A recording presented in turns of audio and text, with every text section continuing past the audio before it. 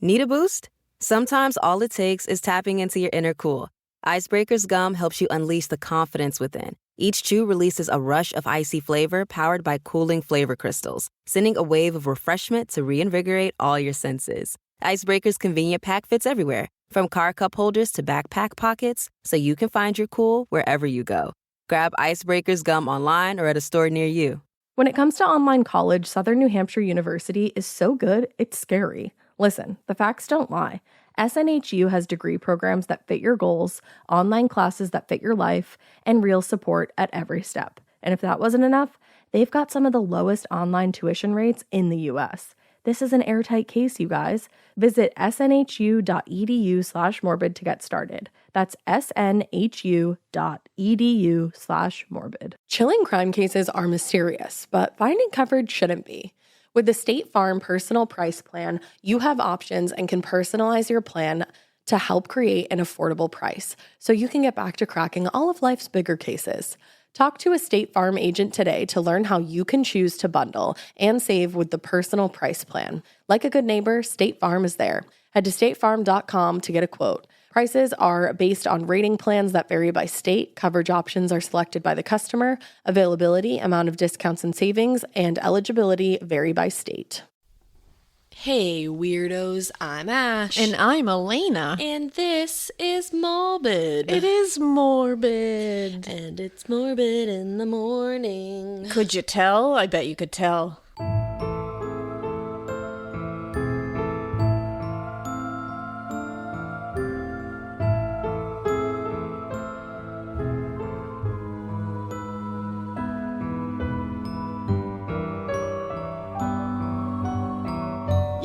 Oh, you know what somebody said? You know how last time I was like, Alaina, that's not how the song goes. Somebody was like, oh, that's like Troy and Abed. Like, it sounds like that. Like, their little radio show. Oh my God, you're right. Yeah, and I didn't even think of that. That's very true. I mean, that's like not what it is, but it's fine. I'm kidding. We love a Troy and Abed moment. Oh, I love Community. We truly do. It's on Netflix. It's on Netflix, do it. Oh, and shout out to my community college brethren, because we used to think that they watched us in community college. I think they did as well about it. So you used to tell me stories and I'd be like, yeah, but I saw that on that episode. And you're like, no, I did that first. Heck yes. So we were like, no, we did that. And listen, Joel McHale, it was me. I'm saying. So shout out to you guys. You know who you are. Hell Joe yeah. and Sammy and Jeremy. And everybody. I only know Joe, and Joe Crow is the best. Joe Crow, we love you. So yeah, I think there's really not a lot, at least right this second, going on in the true crime world. Yeah. I think everything's still for a moment. But I did see, and I'm really excited about it, and I'm sure everybody else will be, that BuzzFeed Unsolved has a new season out. Oh man, our male counterparts. Shane and Ryan. And I truly think we're them. I really do. And I truly think that we need to collab with them. I'm going to manifest it right here, right now. Shane, Ryan. You're invited. We're ready to do this. Let's get it. So let's do this, because it would be amazing. That would be so much fun. I love BuzzFeed Unsolved. I do too. So much. You actually got me into it. Yeah, I love it. So I was excited to see. I think I saw both of them tweet a couple of days ago that there's a new season. So go check that out. We're promoting them just because we like them. We're not being, this is not an ad, I promise. But I think that's really all we gotta go over. I think so too. This is your episode, not mine. So. This is my episode, guys. What you doing? So let's do this.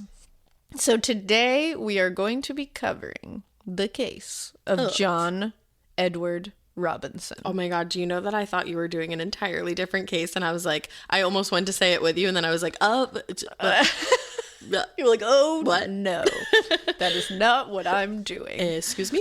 No, I actually switched up my case at the last second. Shocking. Yeah. Crazy for I know, you. it's crazy. Wild. Because I am going to be redoing the Black Dahlia case. Mm-hmm. So I think that's going to be happening as well in the next week or so. Cool. But I wanted to put a little more touches on it, so decided to push it. So here we are. So here we are with John Edward Robinson. And just to give you a quick so this is going to be a two-parter. Nice. This is a very long case. And the first part is going to have a lot of scamming. It's going to have a lot of fraudulent activity. It's going to have a lot of theft. Okay. It's going to have a lot of adultery. It's going to have a lot of that shady shit. Ooh. And then there's going to be a little sprinkle of like, ooh, is that murder? We're not sure. We'll sprinkle. And that murder? Part 2 is going to be like, oh, that's murder. Oh, like, okay. there's going to be a lot. Spoiler alert. So that was just murder. letting you know, like, part 2 is going to be like, whoa, murder. And this one's going to be like, ooh, lots of shady shit. Okay. Just so you're aware. I'm excited. So June 2nd, 2000, at least 5 women's bodies were found in barrels on John Edward Robinson's 16-acre property near, I don't know how to say this, so I'm going to look it up, Kansas, because I love you. Lacine, Kansas. Okay. See me? Lacine. It's not See me? spelled that way at all, but Lacine, Kansas. And he also had a rented storage unit in Raymore, Missouri, and the bodies were found in both of those locations. So this sounds like straight up murder. That's not a sprinkle. Straight up murder, but we're not going to get like into all these murders It's like in a part dollop 1. of murder. And these weren't his only victims. Oh. Soon, an entire crazy background of just like lying, adultery, frauding, scamming, shadiness, Yucky. being gross, being dumb, just comes Being rude. comes rushing forth like a tide, Like a typhoon. like a tidal wave, I was gonna say that next. You like a sob. tsunami. I was gonna say that next. There like you a go. See, I got you. cyclone. So let's talk about John Edward Robinson. Yeah, let's. He was born December 27th, 1943. So the day before me, but many years earlier. I Let's knew. make that clear. I knew he had Cappy energy. So he's a Capricorn. He was born in Cicero, Illinois, and he lived in, a nice regular normal home at 4916 West 32nd Street. I'm getting the vibe that this was not a nice regular home. It was just a regular home. He was the second of 5 kids. He had an older brother, Henry Jr., and a younger brother, Donald. He had 2 sisters, Joanne and Ellen. And he got along with his younger brother, Donald, really well. Okay. Like, they remained close for a long, long time. He hated Henry Jr., his older brother. Okay. He got along with his sisters, but definitely was more close to Joanne than he was to Ellen, according to sources. All right, we've got a dynamic, everyone. We've got a dynamic. And the book that I used for a lot of this research, I used a lot of articles, and I also happened to find a book because we know I love a good book on a case. It's always just so helpful. It is. I love getting a good book because that's where you get the most meat. stuff. Yeah, that's where you're gonna get like the good stuff. So this book is by John Douglas. You might know him from the FUBA, the FBI, and it is called A True Story of Sex and Death on the Internet. Anyone You Want Me to Be. Oh, bitch. I'm saying. I'm about to read that. So it's by John Douglas with Stephen singular. That's why I said Douglas. So John Douglas with Stephen singular. I will link it in the show notes. But yeah, so that it's a really good book. Got a lot of information. You got to read it. And this involves the internet, huh? This involves the internet. That's always because scary. why not? So the family kind of kept to themselves. They were quiet and chill, according to neighbors. There was nothing like crazy happening there. Okay. His father, Henry, was a machinist for Western Electric, and he was also an alcoholic. Bummer. According to all sources, though, he was very loved by his kids. He always went to work. He always got his work done. And at least when he was sober, he was known to be a good father. All right. It was nothing crazy. When he would drink, he would definitely throw a wrench in things. But there was nothing I could find that was like terrible abuse was happening or anything. I think it was just like traumatic having a father that would sometimes be drunk and kind of like belligerent and just like not how he was when he was sober. Yep. You know, like I feel like we all maybe know somebody. Yeah, like I was that. gonna say everybody Or you could knows think of someone like at that. least what that probably is. It's like you're, especially as a kid, you're used to having when you love your father, and when he's Right. sober, he's this great father who's there, and then when he's drunk, he's not. It's Yeah, like that's very that's tough. traumatic. His mother, Alberta, was definitely not his favorite parent. Okay. Or any of the kids' favorite parent. Was she strict? She was very strict, and she was the disciplinarian. I Henry was got not. that. All you said was Alberta, and like Yeah. that doesn't scream strict, but No. like I felt the Somehow vibe coming. it just came to you. It did. But either way, so it's not like they had like a great warm fuzzy relationship, but she was just a very strict disciplinarian. Different time. So in 1957, he actually became an Eagle Scout. which Okay. I know we've mentioned a couple of other people were like Eagle Scouts, like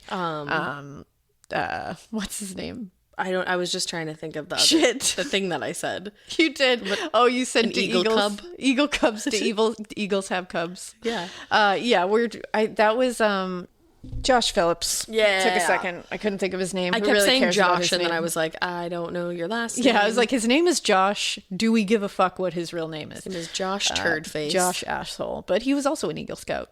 And no, Eagles do not have cubs. But this is interesting. So John Robinson here, he reportedly traveled to London with a group, like a whole scout group, and they performed a song for Queen Elizabeth II. Well, okay then. So, and it was, he was like a young teenager, and he actually became one of the first Americans to ever sing for the Queen. Wow. Like, it was a big deal. You know, my stepmom met the Queen. Really? Mm-hmm. That's so badass. I know. That's so cool. I don't know why it's so cool. I just is. think like the monarchy is just interesting. It's so interesting. It's bizarre as fuck, but it's interesting. Yeah, I think it's like so bizarre because we're just like, wait, what? We're like, you have a king and a queen? That's want cool. one. I know, it's cool. So apparently this is very interesting. This like blew my mind. So Yeah. apparently he saw as a teenager doing this Eagle Scout thing. It's like a big thing where like famous, you know, celebrities came to perform, and like That's it was in the huge. 50s. So he saw Judy Garland backstage, Bitch. which I My would girl have Jude? died. My I girl would've Jude, died. was she okay? I think she was all right because she was about to perform after. Oh, okay. And he went by her, and I guess he was like a very like sassy kid. Yep. Like he was just like out to like he was going to talk to anybody. He was gonna talk to He was our gonna girl out there. He Jude. was going to talk to whoever. So he sees Judy and he says, "Us Americans got to stick together." Imagine being Judy Garland Which- and this like 10-year-old walks Right? by you and says that. Which like he becomes the worst later, so that sucks. But yeah. like that's funny. As a childhood kid. him was funny. Well, and I guess she like laughed and responded, "You're right," and then kissed him on the cheek. oh. Which that would have been a cool story to have if he wasn't such a dick. Yeah, I wonder- It's kind of like John Wayne Gacy meeting, like, you know, like whenever you see these people like hobnobbing with like cool people, you're like, ooh, fuck, do that. that sucks. I know. I wonder if Judy Garland later on was like, Found oh, out shit. and was like, oh. I mean, I think probably I was not. just gonna say She probably it didn't even know it his name. I was gonna say it honestly. It was way past Judy's time. So, unfortunately, poor Judy. Rip Judy. Rip Judy.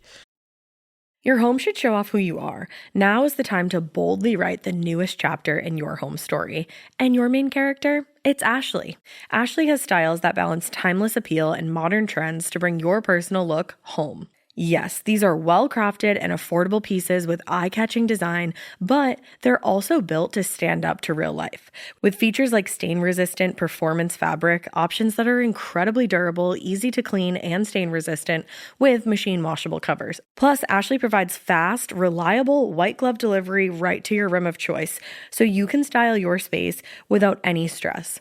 Ashley was nice enough to send us a bunch of new pieces for my pod lab at my house, and when I tell you they deliver it to your room of choice, unfortunately they did have to deliver to the attic, but they could not have been nicer about it. I got, or was gifted, I should say, the Revion Lake sofa and love seat. It's in this like olive colored velvety fabric. It's so nice. I will say it is so freaking easy to clean because if you know me, you know that I have a white cat and a black cat and then a multicolored cat. The white cat loves to just roll all up on this furniture and leave his hair everywhere, but it's so easy to vacuum. I also got the Meili coffee table. So I have that, like I said, in my attic, but I'm ready to order another one for my living room because this coffee table is so beautiful. It has this like antique old money vibe to it. I absolutely love it. And then finally, I got three actually of the core stone end tables. They have little shelves in them so you can dress them up and, you know, kind of like personalize them to your style. I highly, highly recommend all of the pieces that I got. And I just recommend Ashley in general. It was such an easy process to shop with them and the delivery, all of that from start to finish. It was awesome. Visit your local Ashley store or head to ashley.com to find your style. Getting paid twice a month doesn't mean money is scarce. It just feels that way. That feeling makes you do weird stuff, like putting things on a card you didn't need to, Earnin removes that feeling. With Earnin, you can access up to $150 per day of money you've already earned, plus up to $1,000 between paychecks. Standard transfers take 1 to 2 business days with no mandatory fees, and expedited transfers start at $3.99 and cap at $5.99. 5 million people are already on it, and honestly, it's wild it didn't exist sooner. Download Earnin on the App Store or Google Play, spelled like earning money without the G. Type in Morbid under podcast when you sign up. It'll really help the show. Earnin is a financial technology company, not a bank. Access limits are based on your earnings and risk factors. Standard cash outs take 1 to 2 business days with no mandatory fees. Expedited transfers available for a fee. Tips are voluntary and don't affect the service. Available in select states. Terms and restrictions apply. Visit earnin.com for full details. So later that year, he went to Quigley Preparatory School. Preparatory? Preparatory. I don't know how to say it. I don't know why I couldn't say it. Is it preparatory? Preparation H? Is that what it is? Hard to say it. Preparatory? Preparatory. Every time you say it, I laugh. You can't get back. Are you okay? Preparatory school. There it is. I said preparatory. You did. Preparatory. I just could not get that word out. I didn't know if I was saying it right, and I was like, preparatory. How do I say Quigley it? Preparatory Seminary School in okay. Chicago. This was like a private school. It was for only boys, and they were all going there because they all wanted to be priests. They all wanted to get prepped for that priest seminary. Guys, I have only had 1 cup of coffee. You should take another sip. So he he was telling everyone he knew how psyched he was to become a priest. He was like all about that life. And he kept being like, guys, I'm going to work in the Vatican someday. Just you wait. That would be Spoiler really fucking alert. cool. He doesn't. Yeah, I felt we weren't going in that direction. We're not going in that direction. That's a different direction. He was an okay student. Not great. Not terrible. Same. Just guiding right through. Me as well. But he did graduate at 17, so he did the damn thing. He spent some time doing favors as well during this whole period for local crime families to make extra money. So favors meaning like he was a runner. Remember in Boy Meets World when Sean gets a job running to the docks for those you unlocked a memory in my core being that I did not know I had. Yep, that's what he was doing. Sean Hunter things. I gotta get Disney Plus again. He was getting that envelope. He wasn't asking what's in that envelope, and he just brings it to the docks. Sean Hunter found himself in so many sticky situations. Do you remember when he was in a cult? Because I referenced it at least 4 times on this fucking podcast. That was the best. Mr. Feeney. Because when Mr. Matthews. It's Mr. Matthews like grabs him and is like, you can't have Sean. And in that moment, I was like, Mr. Matthews is hot. Hell yeah, Alan Matthews, and I right? still, to this day, think Mr. Matthews is very hot. He's a dilf. Like, he's very hot. Do you all agree? Should I add Mr. Matthews to my hall pass list? That's honestly, Mr. Matthews has always been on my list. But he always will be. Alan. But yeah, so he did the Sean Hunter thing. He would, just run favors. Run. But, he was making some quick money, and this is the beginning of him seeing, I don't have to do a lot of work. I can do some shady shit, and I can make a lot of cash. Right. Not a great thing to be taught The system really is quick. fucked. But still, in 1961, he did go to Morton Junior College in Cicero, and he wanted to become an X-ray technician. That was his goal. So he realized, like, when he started working for crime that he was like, I guess I can't think be he a just priest. like gave it up. Like, I didn't see anything for like why. He just all of a sudden was like, eh. Yeah. I think this is the thing. As we'll see, he's kind of like I don't know why I'm making so many television references. I love it. I'm so but here for it. He's kind of like an evil Tommy Haverford from Parks and Rec. He has a lot of big ideas. Okay. And he's going to go in a million directions, but he's not going to, none of them are going to pan out. He's just throwing pasta at the wall and just seeing seeing what sticks. if something sticks. Okay, gotcha. But Tommy evil Haverford. Tommy Haverford. Oh yeah. I'd like to see that depicted. So he did go to school. He did want to become an X-ray tech, and he did get a job as an X-ray tech at a Chicago hospital. Alrighty. So far it's like, okay, all right, you had a moment. the Sean Hunter moment, and that's okay. We've all had Sean that. Hunter had that Sean moment. Hunter had that moment, and he's okay. He turned out fine. So in 1964, he met Nancy Jo Lynch. And she was Nancy this Jo, I love it. adorable, pretty lady, and she's just like, "Hello, John, And it's like the what's 60s, up?" Yeah, and right? it's the 60s, so she probably had really cool hair. And great glasses, I bet. Yeah, and cool makeup. Yes. She probably had high boots on, Oh, was that a thing? In a short skirt. Oh, Yeah, yeah. 60s, Duh. you know. She's Maud. But they got married in 1964. She was pregnant with their first child very quickly, actually before they got married. So they got married while she was pregnant. Okay. And which is fine. Yeah. I said it like they got married when she was pregnant. Scandalous. And he was born, the oldest one was born John Jr. in 1965. Later, they did have a daughter, Kimberly, and fraternal twins named Christopher and Christine in 1971. Cute. Adorable. And we love a fraternal twin, just saying. We do. In 1969, not long after, baby came and marriage, he was arrested for stealing from his employer. So yeah, you don't want to do that. he was on his way to like a okayness. Yeah, like, we're I'm gonna doing be a okay. dad. We're gonna be a dad. We're gonna be an X-ray tech. Everything's gonna be okay. I got this. And then he just slipped right back into that I need easy money thing. He doesn't want to work for it. Hey, kids, that'll fuck you right up if you need some money. Yeah, exactly. So he stole from his employer.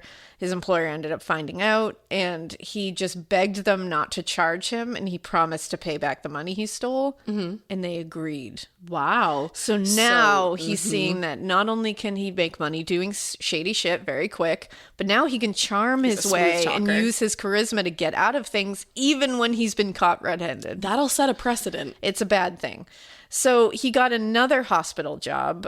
It's amazing how many jobs this man got with literally zero credentials. It's like Dirty John. It truly is. Yeah. It truly is. So And his name is John. Yeah, he's the original, the OG Dirty John here. OG Dirt. So he got another hospital job, this time doing pediatric x-rays at Children's Mercy Hospital. And he also got a job doing x-rays on adults at General Hospital. Later, this General Hospital gets turned into Truman Medical Center, so people might know that better. I thought you were going to tell me it turned into a soap opera. It did not. He got these jobs because he produced documents saying he was a medical lab tech, a nuclear medical technologist, and a radiographic technologist. Feel like he wasn't any of those things. He was none of those things. And weirdly, people liked him when he first started, but then they started watching him work and they were concerned because suddenly they were like, you don't know how to take or read an x-ray. Right. Which is wild. And also highly dangerous. And they were like, also, you're handling infants, babies, and children. And he was like very like clumsy with them and like rough. Like he didn't know how to just like hold a baby. In, yeah, like, because that's what you a learn in normal school. way. Exactly. And they were like, you are not. Because also like x-rays, you got to put them in like weird positions. Like, Yep. well, my kids have had x-rays before and it's always like very jarring to watch because I they have know. to be and move them, and they're always so sweet about it. Like Children's Hospital in Boston, like shout out to them because they're the best. When one of my girls was like really sick that time, they were just fucking amazing. And even, those like, think x-ray about that. techs are like the sweetest people ever, and they make it like a very chill experience. Like they're trained to do that. Right. That's part of the whole thing. And he was not. He didn't so get he that didn't know how training. to fucking do that. And later they confirmed with the American Registry of Radiologic Technologists that he had none of those degrees or certificates that he claimed to have. Here's the thing, though. Why don't we check that before we give someone a job? Thank you, because this is what It's a huge happens deal. hundreds of times in this case. Is Yeah. he is given a job and no one checks. And then later on, they check and they're like, oh, Yeah. whoops. And it's like, I remember watching here, I'm going to throw another TV reference for you. I don't know what's Wow, happening right now. sister. I'm living in a television world today. But Video killed the radio and I'm star. really bringing you back, which is fun. Will I even know this? Sabrina the Teenage Witch, of hell course. The original Sabrina the Teenage Witch. I remember that there was a point where Zelda got a job at the college because she just said she had a degree from Harvard. And everybody was so impressed by that, they just gave her the job. And then they found out later that the only Zelda that had graduated from Harvard did it like 200 years ago because she's a witch. Love it. So they were like, you're a lying sack of shit. She's like, no, I'm And she was not. getting fired. And I was like, they would never have hired her without looking at that. But they But would. look, I'm sorry to the writers of Sabrina the Teenage Witch for doubting you all those years ago. I doubted you. I Egg said, on my face. That's egg on my face, because I was like, that's far too reaching. I can't believe this. You're doing this for the storyline. How dare you? I don't appreciate it. Like magic? Okay, I can accept that. But like Talking cats? I'm here for it. Absolutely. Like another realm with Drell, who is actually Penn from Penn. I'm done. You gotta go. But I can't accept that they hired Zelda without checking her credentials first. But they did. They definitely and did. After reading this case, yeah, they did. And then later they found out that it wasn't real. That was a real storyline. You're ridiculous. So I want you all to know that. so yeah, he didn't have any of these degrees, none of the credentials. They found this out later and they were like, well, shit. Co-workers also said that he was actively all the time trying to seduce them. Yeah. He was married with children, remember? I was just waiting for that part of the story. And he spent nights out at clubs, leaving his wife at home with all the children. Very good fellas. Very good fellas. He was also very into BDSM, but he was into like really gnarly BDSM with like, I don't think he was super psyched about like consent or anything like that. Yikes. So this isn't like a normal like kink kind of thing. Like I think it started out as a normal kink and then he made it weird. Yeah. And his wife was not into it. So that's incompatibility right there. Right. First of all, like if you're into that stuff, maybe talk about that beforehand so that you can get on the same page here. So instead of, trying to work with her and trying to work together as a couple to try to figure out some kind of middle ground you can both get at, which like if you're not both into like the same, thing, you got to come together and figure it out. Come together right now. Come together right now. Yeah. Over kink. Over.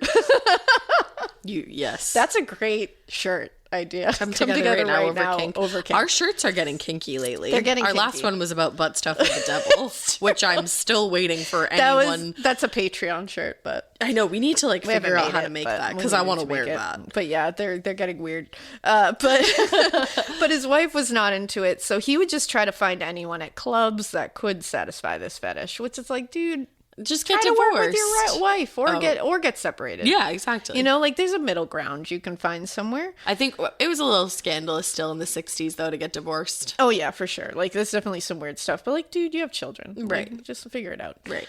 He was fired from the children's hospital. That's good to know. Just because he was a dumbass. I'm That's glad. Really all.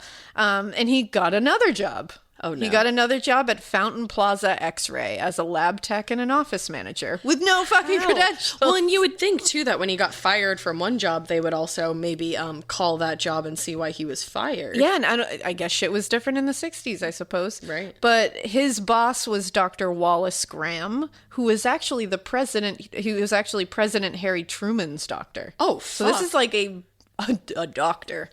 This is not just a doctor. This is a doctor. Like you gotta say it like that. And he was also known though as like a very sweet person, this doctor, and he was known to be kind of nice. He was like brilliant, obviously, and a brilliant doctor, but he was very naive with like people and too trusting. And that he was very trusting, and he was easily taken advantage of. Oh, bitch! because I he feel was the so shit trusting. out of that. You do. That's very much your vibe. But that's why I'm there to be like, no. Yeah, but suddenly money is starting to go missing from this medical practice as soon as he's hired. That's so shitty. Weirdly enough, it's such a weird coincidence. Yeah, I know. It's just like very wow. So much money though. This was so fucking brazen that Dr. Graham couldn't even give his staff Christmas bonuses because so much was taken. Wow.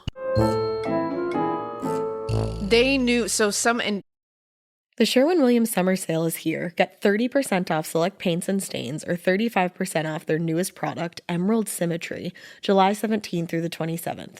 Whether you're looking to refresh your interior or your exterior, they've got the colors to bring your vision to life.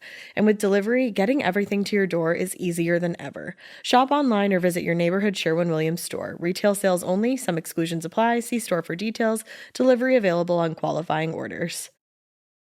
Every good detective needs a partner to support them on important cases. Think of a State Farm agent like your sidekick, there to help you along the way in your search for coverage. State Farm can help you choose the coverage you need, whether it's for your home, car, boat, or even RV. With so many options, it's nice knowing you have help finding what fits for you so you can get back to solving all of life's bigger cases. Go to statefarm.com or use the award-winning app to connect with a local agent and get a quote. Like a good neighbor, State Farm is there. They couldn't figure it out. They were trying to figure it out. They couldn't. But some of the other coworkers were noticing and seeing that it was him stealing money and using the doctor's stamps to sign checks for himself. Wow. Yeah. That's brazen. Right? He's so brazen with these things. And he would also ask patients to pay in cash he would just pocket it. Right, of course. So that's how he was doing this. You know, I worked with somebody that did something similar to that. Are you serious? Yeah, and they had like a special thing on their phone, like some kind of app where they could swipe the card and they would get the card information. Yeah, it was a big, huge so scandal. Shady. Yeah, it was crazy. Oh my God, that's so fucked. And like our tip money would go missing and stuff like that. Like I would have like open envelopes. And I'd be like, why is this open? And like, I'd be like, oh, I know that person left me more. Like, what the hell? Oh, that's so shady. Yeah. Stealing is so fucked. It's so fucked. It's like work for your own money. And it's also just like very violating. Don't take mine. Like that's a very violating scenario. You know how many shampoos I did to get that money? Yeah, it bums me out. I wanted that $3. Well, he also was having tons of affairs with coworkers and also a couple of patients. Ay. He used the story too that his wife was terminally ill and had given him the blessing to have these affairs. If someone said that to me, I'd be like, yeah, I'm not fooking you while your wife is still on the earth terminally ill over there. Yeah. Maybe instead of fooking me, you should go take care of your wife. You asshole. Who fell for that? Like a lot of people, That's apparently. ridiculous. Obviously, he was caught eventually because people were finding out. And he tried to do the same thing by saying, I'll pay it back. Please don't charge me. But Dr. Graham was like, nope. And he called the police, which like good for Dr. Graham. Yeah. Because he was pissed. He was like, you took advantage of my fucking kindness. Right, like, exactly. You. And I couldn't give anybody Christmas gifts. He was arrested for embezzling between $100,000 and up to $300,000 from that practice. Oh my God, I'm going to look up what that would be today. Right? And he was sentenced to 3 years probation. That's it. Wow. 3 years probation. You said 100,000 and that's like 300,000? felony theft. Yeah. Yeah, that's insane. Felony theft. And this motherfucker got 3 years probation. Wow. And this is another thing we're going to see. He just gets out of shit. It's like a John Wayne Gacy kind of scenario. Holy How much is it today? Oh my God, $100,000 in 1960 is equivalent in purchasing power to about $909,442. Holy shit. So he literally basically stole $1 million from this guy. Yeah. What the fuck? Because if you think about it, if he's like just using a stamp, he can write whatever he wants on there. Yeah. And also, if he's having patients pay for procedures are expensive, and he's just pocketing the money.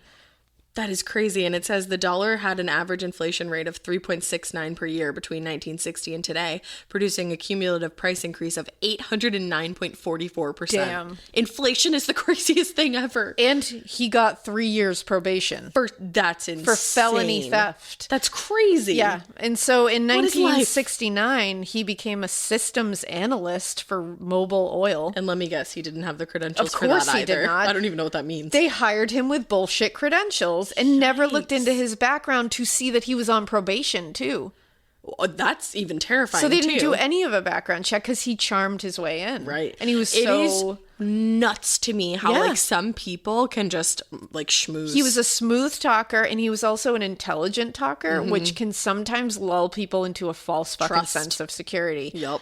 You can't just take that off of somebody. You got to like really look into it. No. But it worked, and his probation officers, the Missouri Board of Probation and the Parole Board, wrote a letter saying that, quote, Robinson, quote, does not appear to be an individual who is basically inclined towards criminal activities and is motivated towards achieving middle-class values.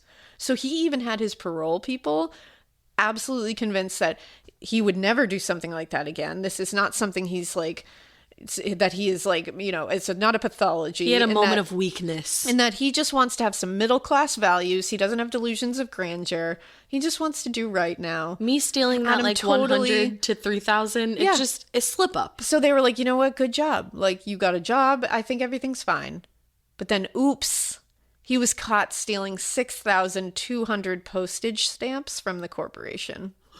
That's very random. Weird. And he was fired. But he was probably selling them. Somehow, avoided jail time again. That's so nuts. So in 1970, they decided to move to Chicago again because Kansas was now starting to know that he was a giant fuck up because he had gone all over Kansas just fucking up. So now he can't get a job in Kansas because everybody's like, yeah, you stole from me, though. We know that guy. Like, you committed felony theft in our practice. You can't work here. Word around town is you'll steal millions. Yeah, there's that whole thing. And you'll fuck our entire staff. So it's like, I'd like my Christmas bonus. We can't have that anymore. So you can't be hired. So he moved back to Chicago. He got another job as an insurance salesman. They never looked up his record because he was so good in the interview. They were like, we like him. He was arrested once again for embezzlement of $5,585 from that insurance firm. Wow. He again only had to pay it back and avoided jail. I also would love to know what he was doing with this money. Well, you'll see. But Kansas, at this time, he's in Chicago. Kansas made him come back because they were like, oh, fucker, you're still on parole. You can't move out of state without telling us. Shit. I didn't even think of that. So his probation was extended 3 more years because of that fuck so he had to stay there. So now he's back in Kansas. And when he gets back in Kansas, he opens up his own business. A medical consulting firm called Professional Services Association, Inc. No, thank you. What the fuck? And it's also it's a bogus I'm also thing. surprised that he was like allowed to set up some kind of corporation. Yeah, you could do whatever the fuck you wanted. So in 1971, he actually did get sent back to jail for violating his parole at one point. But it was only for a minute. Like a quick stint. And once he was out, he came up with an investment scam that he was going to steal $30,000 from a retired school teacher named Everly McKnight.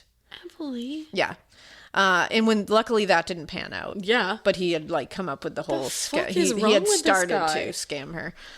When that didn't pan out, he started creating forged letters for investments and shit, like really bold fraud that he would like show to different businesses and be like, these businesses are going to invest in my company. So they would invest. Wow. Like, yeah. And he was caught. And they probably lost a ton of money. Oh, they lost a ton of money. And he was caught and he was charged with false representation, securities fraud, and mail fraud. Wow. 6 months after that, he pled out to charges of interstate securities fraud, and he was only given probation again. And those are all like high-class felonies. Massive charges here, and he got probation again. Like mail fraud is like a huge... I'm like, what? Mail fraud, false representation, and securities fraud. Damn. So what was he doing with all that money, you asked?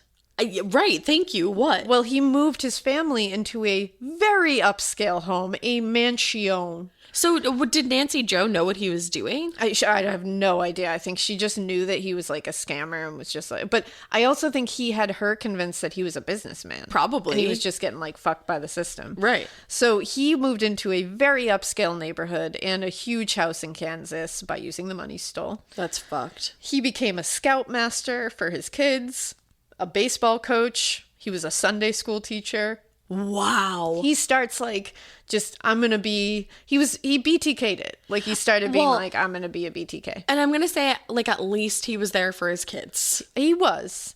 Somewhat. But he also like bought horses. They had stables on their property. It's like, just so sad because it's like you could have made this for yourself. Yeah, like, you could have had a great life. He did go to college. Like he had a skill, you know. It's like save your own money and you could get there. And that's the thing. It's like just work hard, man. Right. Like because how does that feel good? And it's like he had all the opportunity given to him. Right. It's not like he wasn't given the opportunity or wasn't in a position to have like privilege like this. Right. He was in. He used it and abused it, and he didn't use it the right way. It's like that sucks. And I just don't understand. Some people would kill to have that kind of privilege and that kind of opportunity that he had to go to college, to have all these different jobs, to be able to schmooze his way into whatever he wanted. And it sucks. It's a blessing. But I just don't understand how people look at like all that they've like amassed together, even though like it's not their money that paid for it. Yeah, like I wouldn't feel good. No, I would be like, I could never like put my head on a pillow at night knowing that I didn't buy the house with my money. Like I want to work hard, I want to earn my stuff, and I want to feel good about it. And he also was like the local Santa Claus during Christmas. Like Santa's a fraud. Which he also like looked like Santa Claus when he got older, so that's interesting. Like this Santa's a fraud. Yeah, like not this the Santa. Santa's a fraud. That guy's not a fraud. People knew him as a good father and a family man around town. Okay, you're right. And he worked on a committee that hired volleyball refs for games around the schools. It's very random. He took charge of the Pleasant Valley Homeowners Association. That's where he lived. That's also very BTK-esque. Yeah, because not only that, like he took hold of it, and like BTK, when he got like a little power, he became like a little dick. He's like a tyrant. And so he actually made one of his neighbors come into court because she wouldn't use wood shake shingles to re-roof her house after it was hit by lightning. I'd also be like, you really want to take me to court? Yeah. You want to step into that building with me? And apparently he did. What a fucking He's so brazen with this shit. So then he's like, I need a new business. So he decided to create a new business called Hydrogrow Inc. And it was a hydroponics, which it's like a method for growing veggies inside, like an indoor kind of thing. He also made a huge pamphlet about it, like this huge, like 70-page book about it called Fun with Home Hobby Hydroponics. Well, and if you have the time to like sit down and write that, then do it. Then actually do it. That's the thing. Like, just go for it and do it the right way, and like really put your like fucking nose to the grindstone and work that business into a real business. You sat down got and the foundation. Yeah, you got the plan. He just never. That's what I'm talking about. He has like the plans, and he has the ambition for like a minute, and then he doesn't want to do any of the work. Right. He just wants the reward. Right. So in that, he wrote about how he hoped by reading this pamphlet, you would, quote, form an acquaintance with John Robinson as a sensitive and stimulating human being. John Robinson's lifelong goal is hydroponics, and it's as far-reaching as his imagination. That's what it said in the book. That would sell me, to be honest. I'd be like, I'll invest. A long-lasting relationship with you and your hydroponics. I'd love to be your acquaintance. He ended up using his business to swindle a friend out of $25,000 who had hoped to get this, like, who had hoped to invest in this to help get health care for his actual dying wife. Awesome. So, but he scammed him out of $25,000. Awesome. That's great. We love to hear that. So, you fucking asshole. John Robinson is literally a demon already, and he hasn't even murdered anyone yet.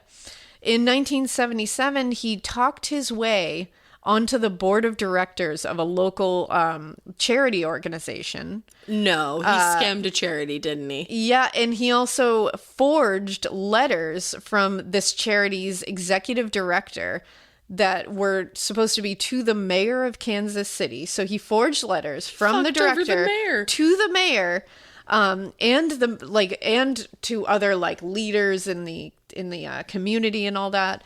And basically these letters said that he was this amazing charitable man.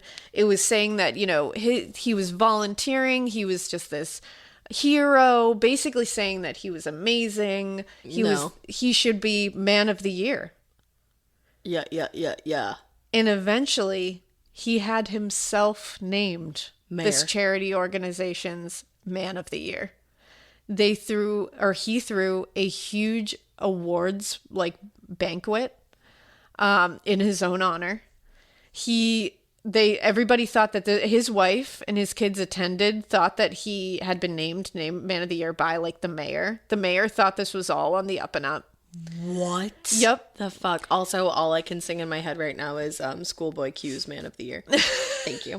I know you don't know that song. Thank you, I don't. And he was caught for fabricating this entire thing, fabricating the award, honoring himself with it.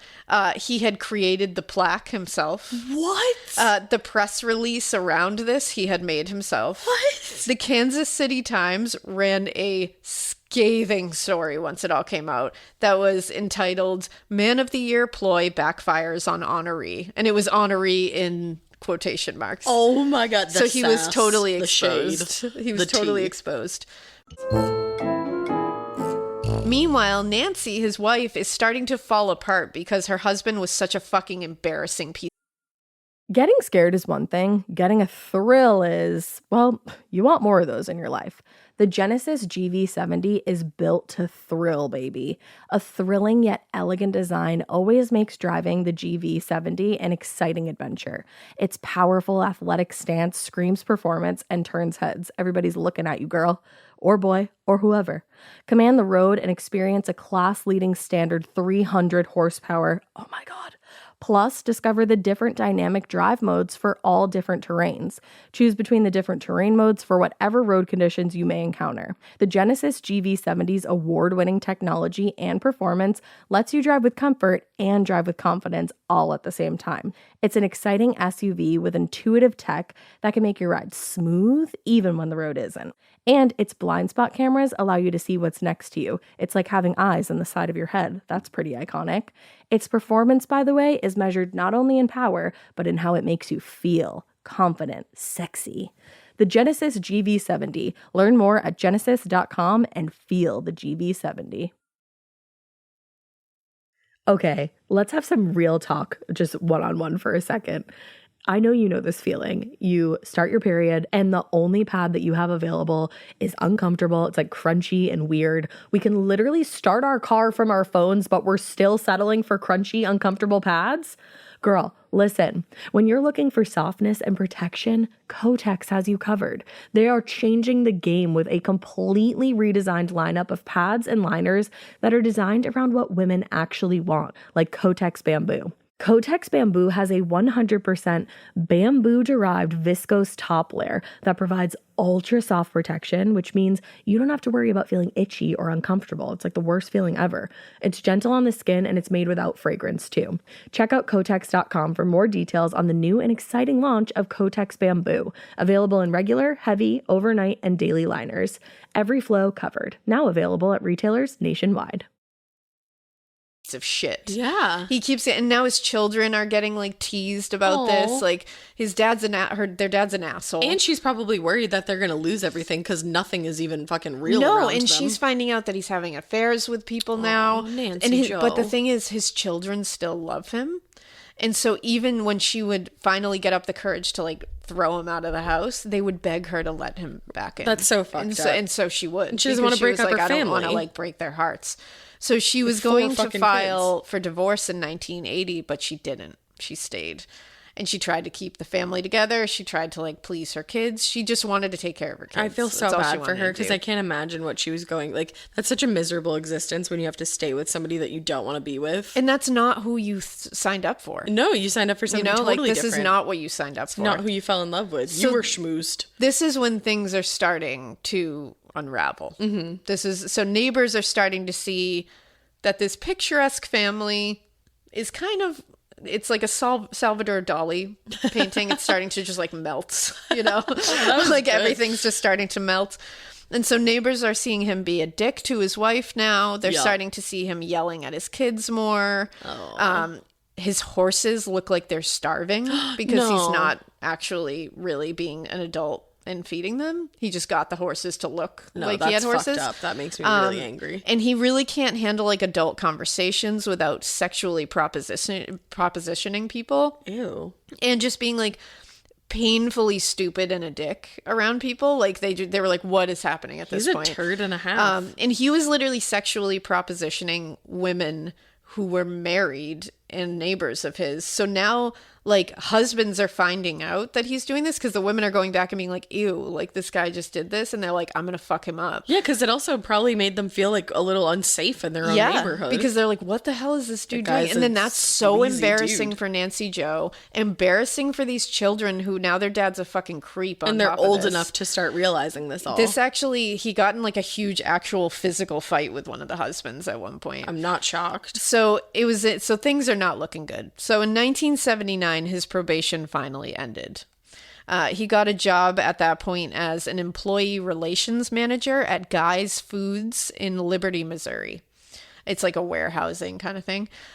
He immediately started stealing and started. What? He did? I know, it's crazy. That's wild. And he also started having an affair with the secretary immediately. Ew, stop. And he literally created a fake employee and had them receive a paycheck, but it was just to his own bank account. How the fuck did he get away with that? I am astounded by the lengths and the ways that he is able to steal. Also, how are you a company and you don't know who you're paying? Like, you're Yep. paying a human being that doesn't exist. Yes. How do you not realize that that person doesn't work for you? Exactly. It's because he's the employee relations manager, so he's in charge of all that shit. Wow. Yeah. And I think there was a lot of employees in this company. That's It smart. just flew under the radar. Like, smart in like the most fucked up in way, the most but that's cunning, smart. fucking way. It's crazy. He even used the stolen money to rent an apartment outside of town where he would bring women to carry on his affairs. I was waiting for you to say that, to Yeah. be honest. Then the secretary, who he's having an affair with, gets pissed. Yeah, because she thought she was the only lady. Well, and she's like, side. you need to leave your wife for me. And he was like, no. And she She's was like, I want it all. and she was like, well, I want you to leave your wife and marry me. And if you don't, then I'm going to go to the police and tell them about you stealing from this place. That's a really good way to set up a great relationship. It's a really good way to start off. Long lasting, Like, full leave of your happiness. wife and marry me, or I'm going to get you put in jail. Because I know that That's you're a great- fraudulent man. It's really great. Like this, Everything I've ever dreamed of. Take a long look at the man that you are trying to lock down here. Yeah. Probably not the best in the bunch. No. He's like a bruised peach. Keep that mirror, sister. let You're him sit better than there. that. Grab another one. So he wouldn't. He was like, I'm not leaving my wife. Right. So she told. She like kept her promise. Good for her, because I would be scared of him. And he was fired and charged with felony theft. Oh my God. He had to pay $50,000 back. At this point, though, it's like, yeah, he pays back the money every single But it's time. like then he just steals it. So again. why can't we just like put him in jail and then he won't have to do this anymore and you won't have to waste your time? Well, this is what's so silly. And they gave him 60 days in jail. It's not a 60 lesson. days, and it was more It's like a vacation. I think in the book they described it as like a shock sentence, kind of like, "Ooh, you got put in jail." Yeah, Woo! 60 days. Scare He doesn't ya. give a fuck. No, and he's he probably got- like, cool, I'm away from Nancy Joe. I can't stand her. Exactly, Which is and he shitty. got 5 years probation. Which he already did that. It's fine. Yeah. He literally. But he had Like- some weird thing with his wife where like he would not leave her. Like he wasn't going to divorce her. He needed to have his cake and eat it too. See, I don't even think that's weird though, because guys do that shit all the time. I think it's a pride thing. No, it totally is. It's weird. It's though. weird like, to it's do, a weird thing to absolutely. do. And then like it's a have my cake and eat it too scenario. Yeah. So he's like, no, secretary, I'm not going to leave my wife for you. Like I want you, and I also want her. Right. When I go home. It's like maybe enter in one of those polyamorous relationships. then. exactly. Like, if that's but what you it's want. like- But I don't know what it was with his wife. He But just, like- also, I don't think he would. I think he probably liked the whole scandal of it all too. Yeah, like he didn't want to be in like. he likes the forbidden fruit. I Yeah. think that's his thing. And I think he obviously likes the thrill of doing bad shit because he likes the thrill of stealing. He likes the thrill of getting away with shit. He keeps doing it. So he obviously Yeah. likes even when he gets caught because he's like, "Ooh, I got away with it again. Let's see if I can do it again." I think it's one Right. of those like, "Ooh, I can't wait to see what happens next." I'm getting to the point of astrology where I just want to do like everybody's chart that Mm-hmm. we cover. Like I feel like he has some Gemini in his chart because Geminis are like always like a little bit tempted by like the bad side of I could things. see that because he's definitely got the Capricorn like I want to make money money-driven, but yep. he's not. He's definitely money driven, but like in a very different way. Yeah. Like this is Well, this is not. he's a January Capricorn, right? No, he's December 27th. He's a day before my birthday. bitch. Okay. Yeah.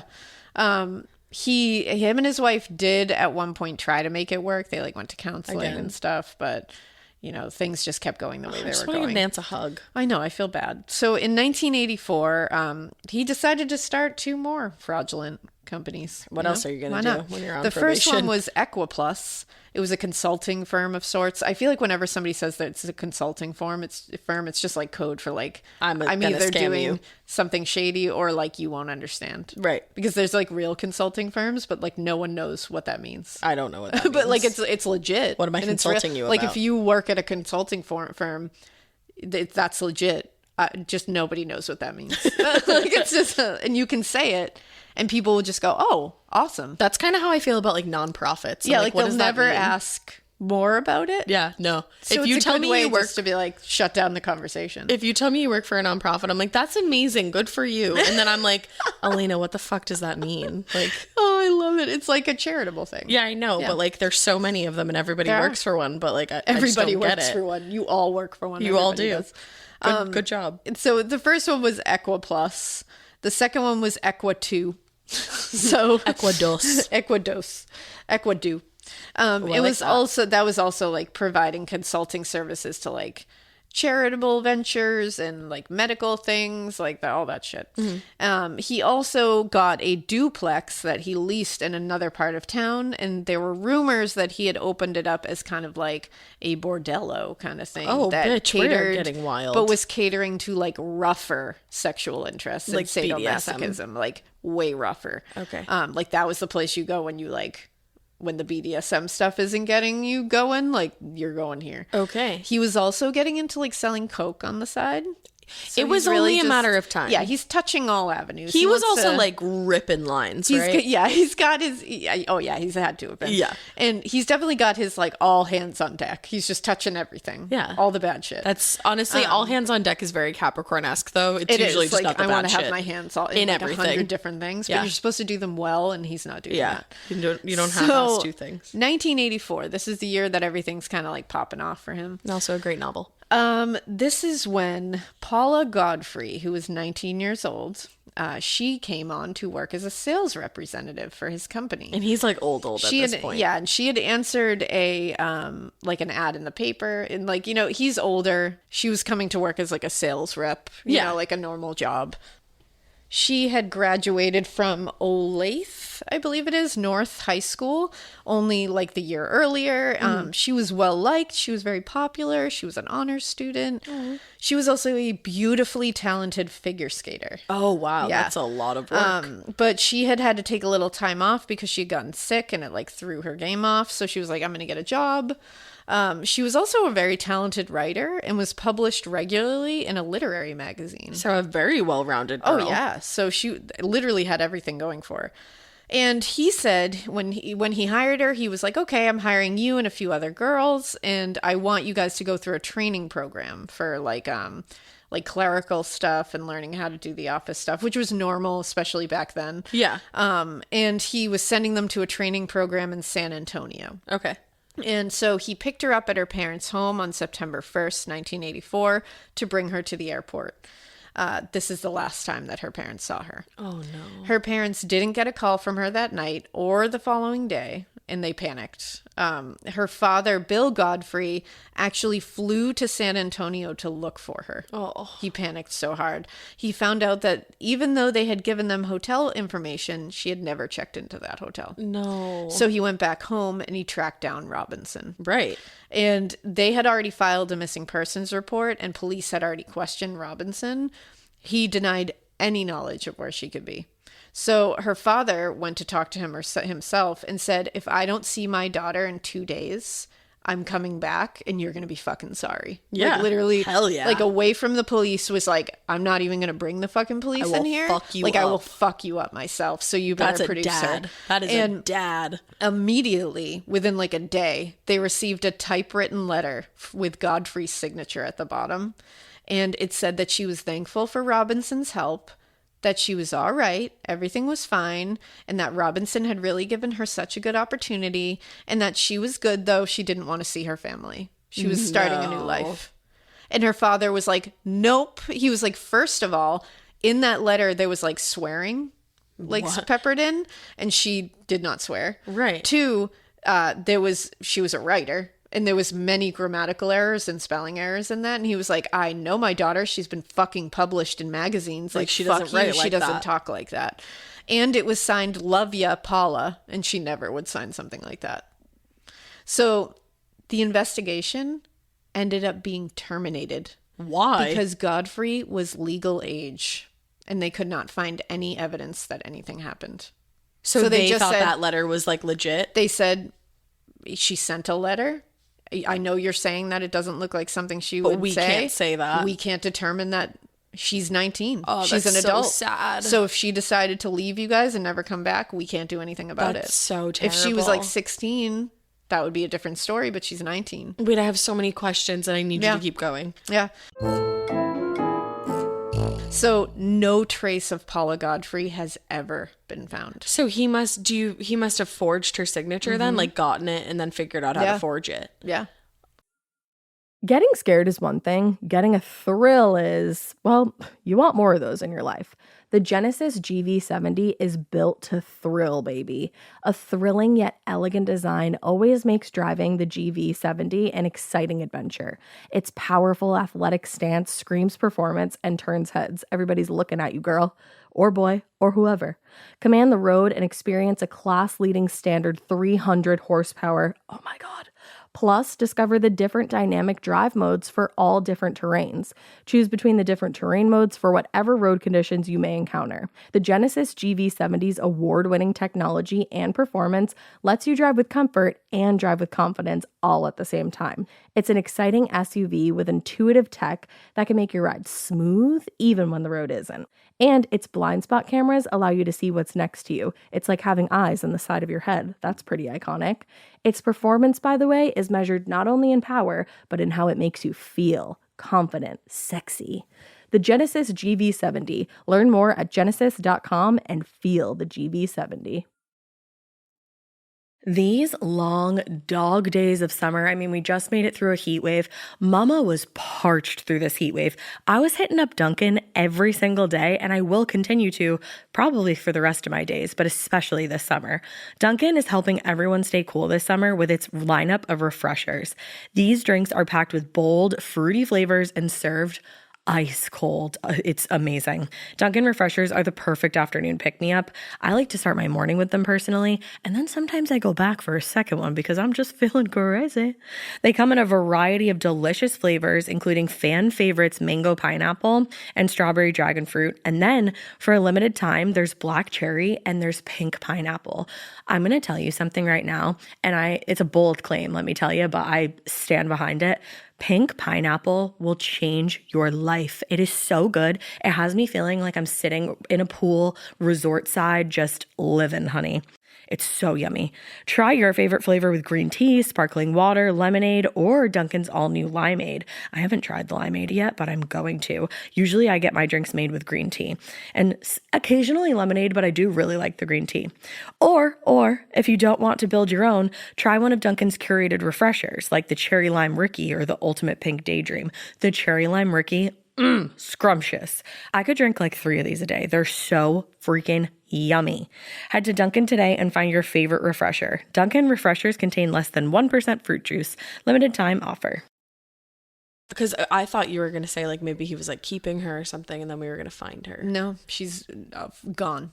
Never been found. It's just so strange too that all of a sudden he just like starts up this company and then like how did he escalate to murder like that? That's the thing. So I think he obviously, since he wasn't into like regular BDSM. Yeah. Do you think like it was it's an one accident? thing to be into BDSM. It's another thing to be into like a way fucking darker style, you know, like where, like I said, he wasn't interested in consent. Yeah. He was more interested in the pain, not the pleasure part of it, I think. Because I know like BDSM like walks that line of like it needs to be equal parts, you know, like that's important. Right. But like he was not into that pleasure for the other person, or like there I wasn't think it like was more safe words pain, involved and just stuff like that. Straight up pain. Right. So I think he was already into inflicting pain. Okay. He was already into some bad shit. And then it just And escalated. I think it just escalated because it wasn't being satisfied with what he was doing. Okay. And then I think he's getting these thrills from scamming. He's getting thrills from stealing, but it's not the thrill. He's looking for more. Wow. And then he saw this as an opportunity and he's also a fucking creep. He's probably raping people all over the place. I was going to say. And it's like, so he's getting these thrills, but you're going to escalate. There's going to be a time where that's not enough and you need the next thing. Right. And I think he saw this as a good opportunity. So wow. And she was gone. So around the same year, 1984, he also joined a secret sadomasochism cult called the International Council of Masters. This cult was actually born in London in 1921. Oh, wow.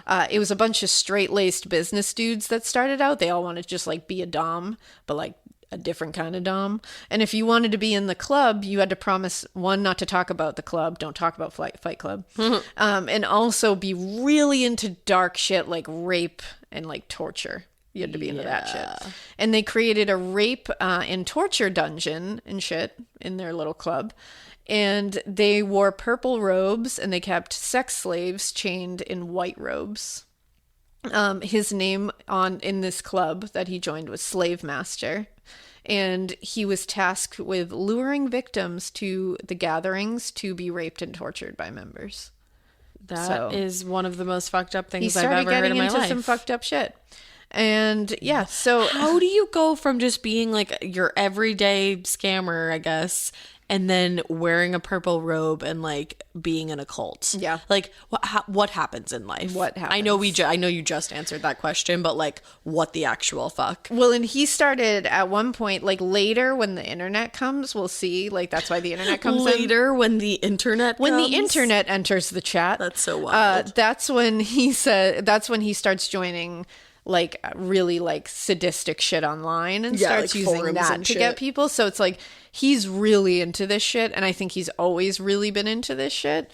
And that's why he was cheating on his wife. That's why he was getting it elsewhere. That's why he was renting apartments to do his shit in. But then he realized that like consent wasn't his thing. But he's realizing that he just needs more. He sees these people as his like kindred, you know, like they're businessmen. They're like me. Yeah, you're not a fucking businessman, my No, dude. you And are also, not. those people are fucked as well. And at one point in the mid-'80s, he actually took his family on a European vacation with all the money he's stealing.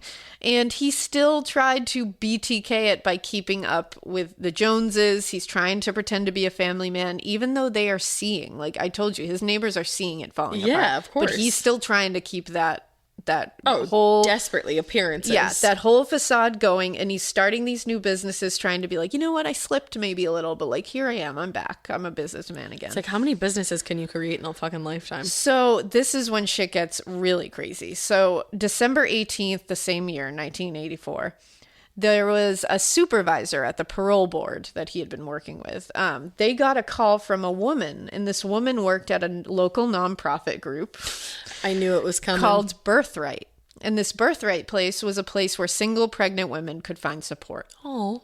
And this woman said that this guy named John Robinson called Birthright and told her that he and like 15 other local business owners had started a nonprofit themselves. Yeah, I'm sure. They were calling it Kansas City Outreach, and they were offering a 6-month program that would help pregnant single women gain job training. They were going to give them housing, food allowance, and just like get them on their feet. This is about to get so fucked, isn't it? He said they could live in the duplex he had. That's what he was going to set them up. These young pregnant women. The one that we now know is a dark-ass bordello.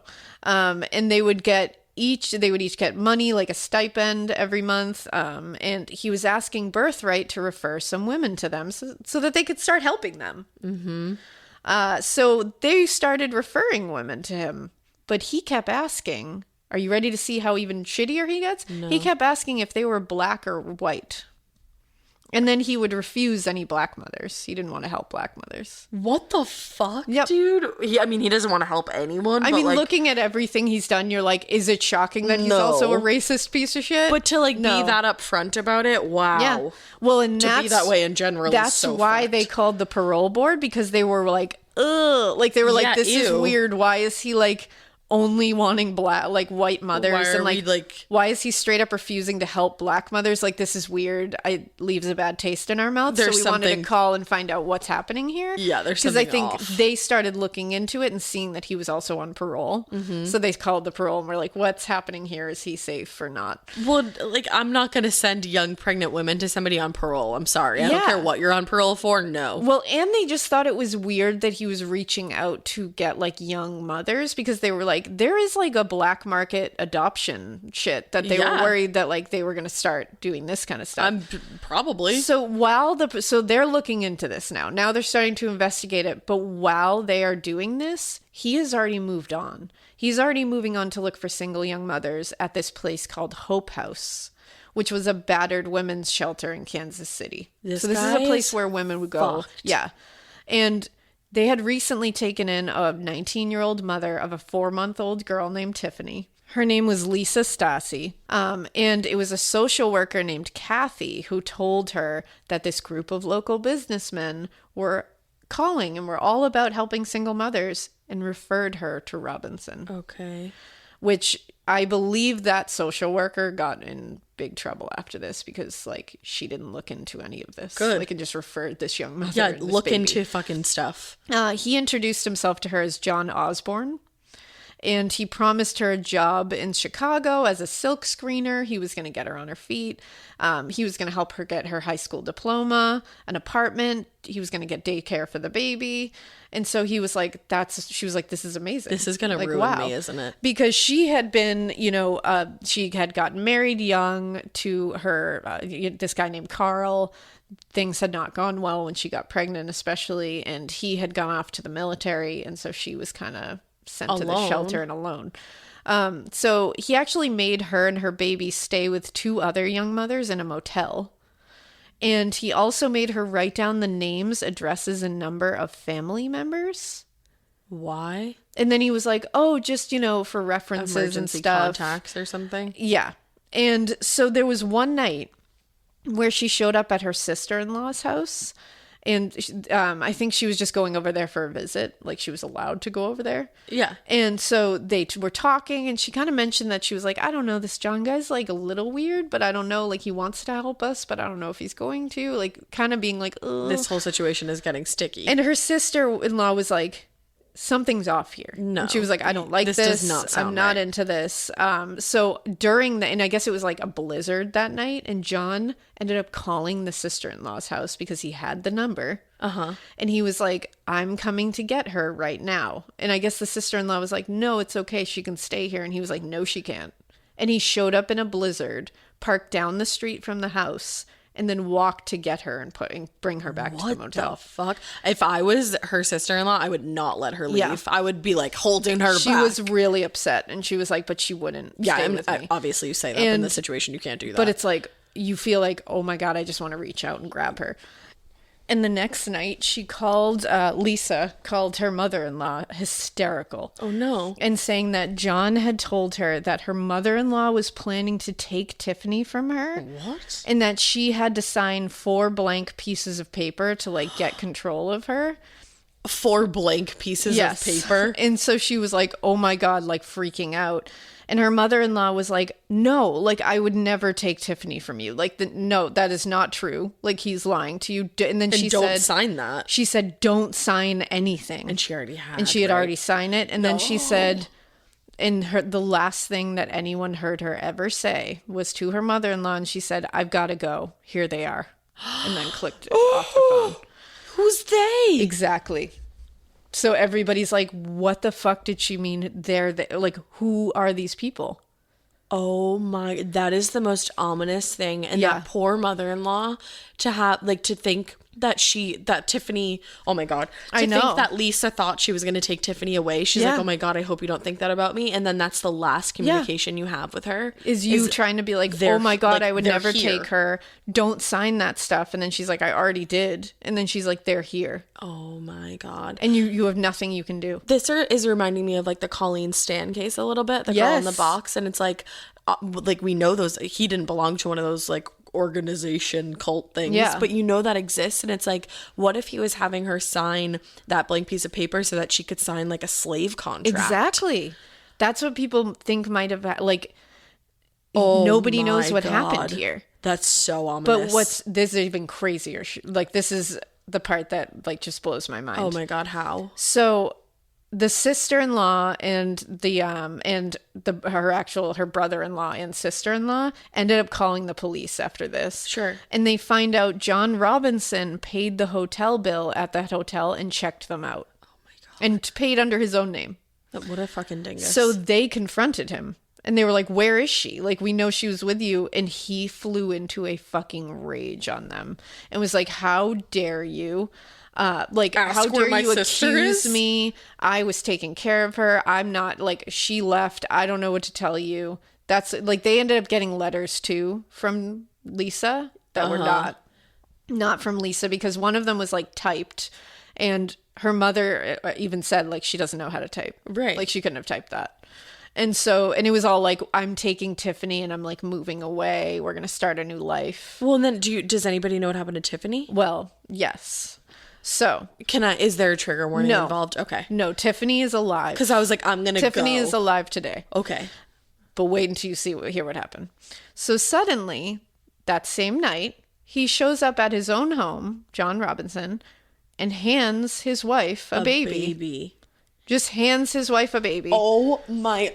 She said this baby was dirty. She smelled. She had a full diaper. She needed food.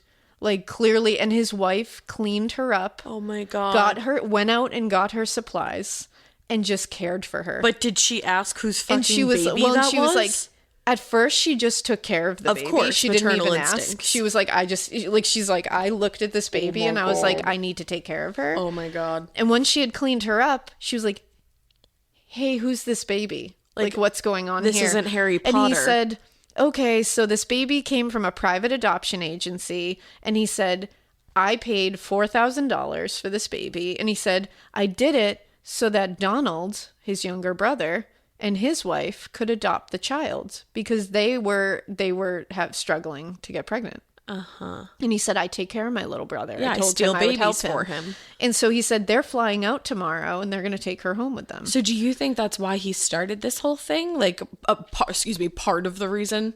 Well, it was definitely part of it because, so they had been going through fertility treatments for years, Donald and his wife, and they desperately wanted kids, like desperately. And he had told his brother this a year earlier. This was only a year earlier that he really found out about this at like a family reunion. Sure. He had like opened up to him and said like, we're thinking about adoption, but it's like really expensive and we really want a baby. And John was like, Donald, I'm going to help you. Like, sit tight. I'm going to find a family for you. I'm going to do it. But he was making it seem like I'm going to do this on the up and up, but I'm going to help you though. Right. So he had called him and told him, hey, give me $2,500 and I'm going to find you a baby. I have like business connections. The strangest thing to say. Whatever. So they were just psyched and they were ready to do that. They were like, we just want a baby. Like, yeah. And he's not believing his brother's going to fucking steal a baby. So he's like, I'm paying. I will pay the adoption fee. Absolutely. It's like they don't just give you a baby like as a transaction. So, but he called him and said, a baby, a family has come up. A baby is available for adoption.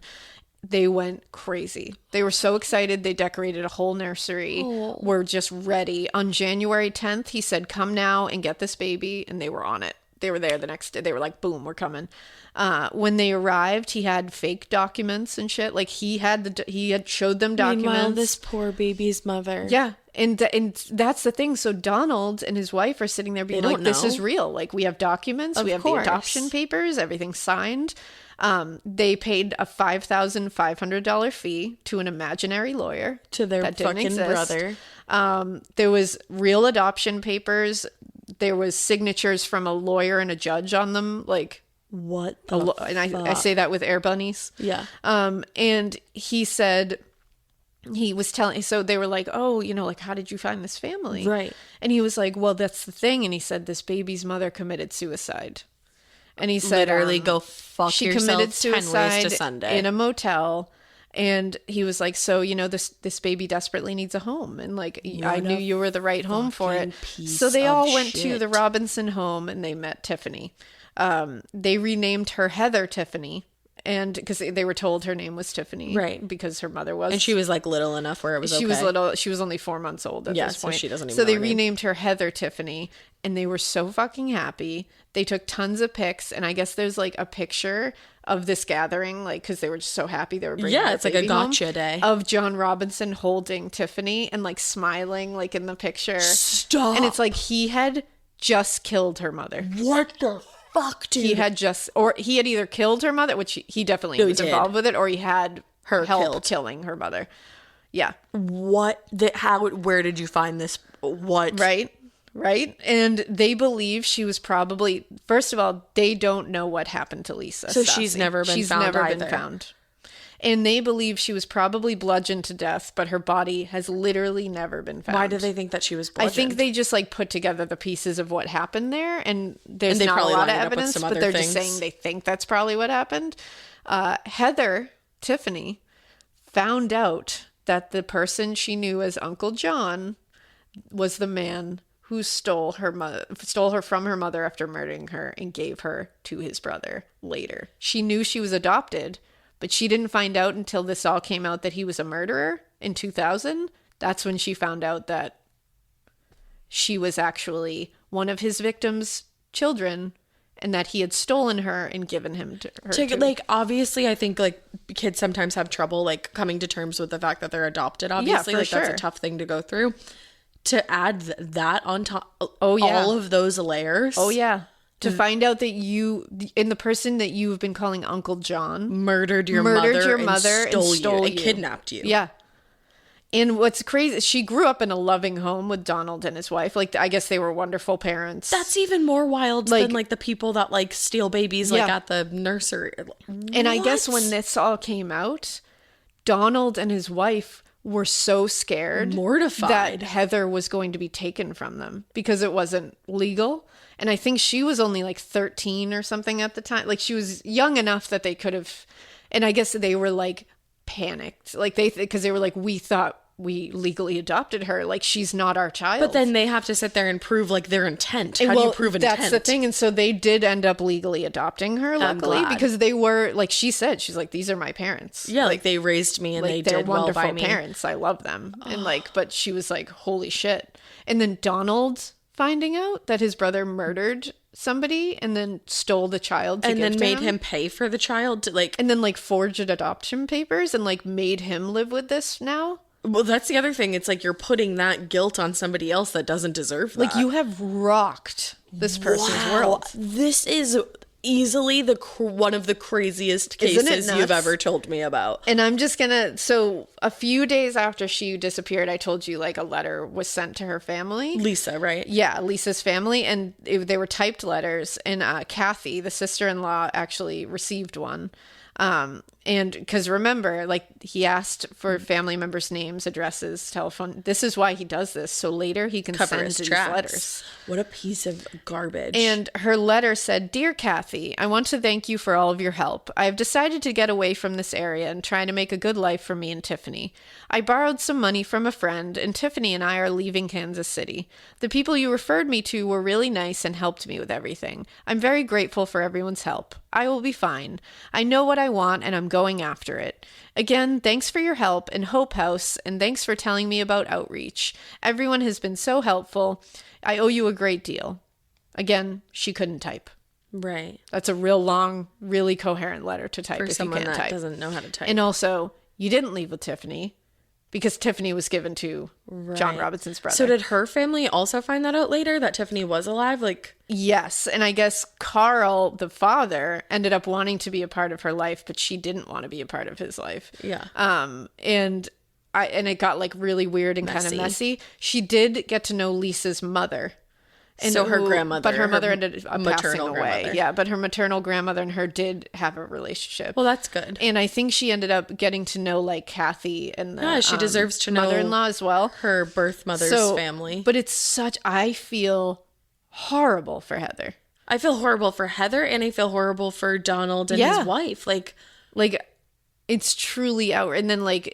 what a situation so to just many put people, somebody into. So many people were... This guy is fucked up on literally, like, every imaginable level. Yeah.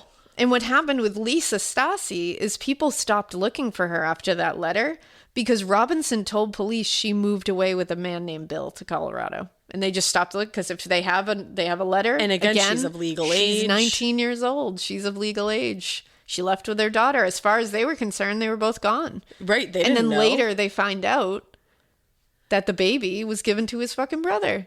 But, like, Nancy Joe, like, I'm like, Nancy Joe. You know that your husband's a shady fuck and he shows up with a dirty baby. That's it. And, like, I know, like, her first instinct was, which I'm glad it was, To just take care care for that of the baby and, baby. like, get her clean and stuff. But You gotta question things. then you have to go to the police and say, this is what's happening. Yeah, my husband Something is like weird a is known happening here. wild scammer. He Yeah. does all this shady shit, and he showed up with a baby. With a filthy because baby. I don't want to blame Nancy Joe, obviously, but No, had of she course gone not. to the police and told them this, Maybe this would have been... solved, and they could have looked for Because Lisa they could have sooner, said, like, and- they could have at least looked into this baby and been like, who is this? Looked Right, into the connected the paper, because dots. Donald would have produced the papers and been like, these Right. are my adoption papers. and they would have been like, these are fake as fuck. These are and- fake. These aren't real lawyers on Well, and here. like I would assume that like they fingerprint babies, they could figure out who this baby belonged to, and then fucking John Robinson finally could have gone to jail. So it's like, I think a lot of excuse me, people, prison. including parole, like probation officers, parole people, Family, fucking police officers, family, employers, all fucking let him looked the fall other through the way and cracks. just let him scoot through life and just do this kind of shit. We're not even done yet, but if you have taken one thing away from this case, Yeah. it's look into things. Just look into double things. check things. Don't take people's word for anything. Don't worry about overreacting. No. Overreact way more than underreact. It's the And- same thing. You yeah. would rather be overdressed than underdressed, and you would Exactly. rather overreact than underreact and Exactly. avoid a crisis. It's like when we always say in investigations, yeah, expend the resources. Yeah. If it's for naught, at least you gave it your best shot. and you can sit there and say, I tried everything. Exactly. But you don't want to have to come later and say, I didn't do enough. And how the fuck is it- the fact more. that there's more to this case? There's I can't more. even imagine what Yeah. we're going to get into in part 2. There's more. But So wait, that's there's the end more. of part 1. Good, because my head is like, it's like when you wake up in the morning Swirling. and you're hungover. Yeah, and there's Heather has done like there's some articles She about needs to her. write a book. I think she's done like I think she's done some kind of radio show where she talked about it a little, but I think she's like a real badass for coming through it. I'm sure I can't imagine that kind of I'm not kidding you, dude. world rocking situation. Like she must feel like still to this day it must be a crazy thought.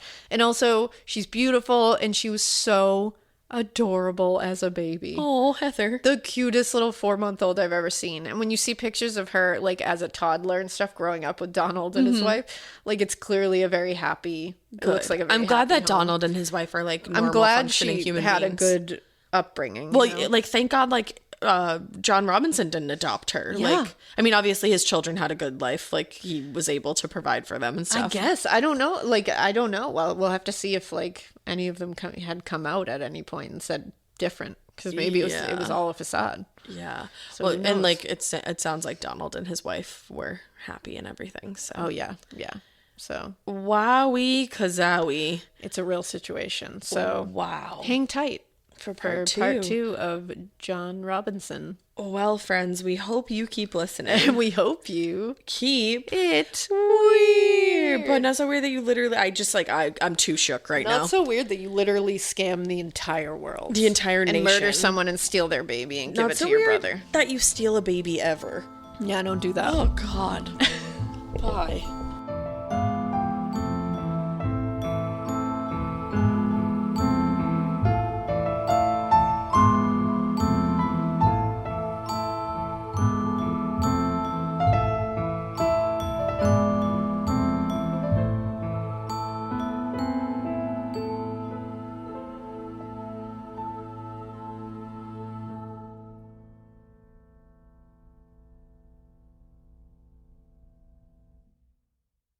Do you remember in school when your teacher had a favorite of everything? A favorite marker, a favorite element, and yes, even a favorite student?